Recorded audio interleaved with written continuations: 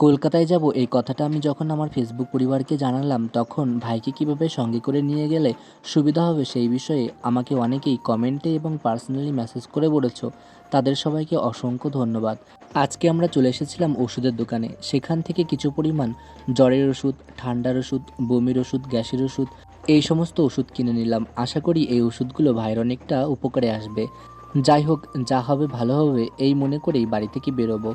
তারপর আমরা বেরিয়ে পড়লাম বাড়ি যাওয়ার উদ্দেশ্যে। তখন দেখলাম বৃষ্টি পড়তেও শুরু হয়েছে। তাই আমরা তাড়াতাড়ি করে বাড়ির দিকে রওনা দিলাম। হঠাৎ করে এই ভাইদের সঙ্গে দেখা হলো।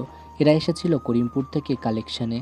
দেখা হয়ে বেশ ভালো লাগলো। তারপর আমি এবং ভাই চলে এসেছিলাম আমাদের পাড়ার সেলুনে। সত্যি আজকে যেহেতু বৃষ্টি পড়ছিল, সেলুনে তেমন ভিড় ছিল না। চুল কাটতে আসলে অনেকক্ষণ লাইন দাঁড়াতে হয়, এটা ভেবেই আমার খুব বিরক্ত লাগে।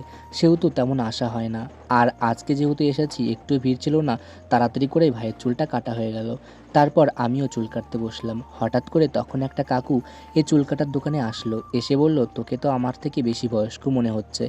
আমি কিছুই বললাম না, একটু মুচকি হাসলাম আর উত্তর দিলাম, মানুষ কখনো বয়সে বড় হয় না, পরিস্থিতির চাপে বড় হয়। যার পরিস্থিতির চাপ যতটা বেশি, সে ততটাই তাড়াতাড়ি করে বড় হয়ে যায়।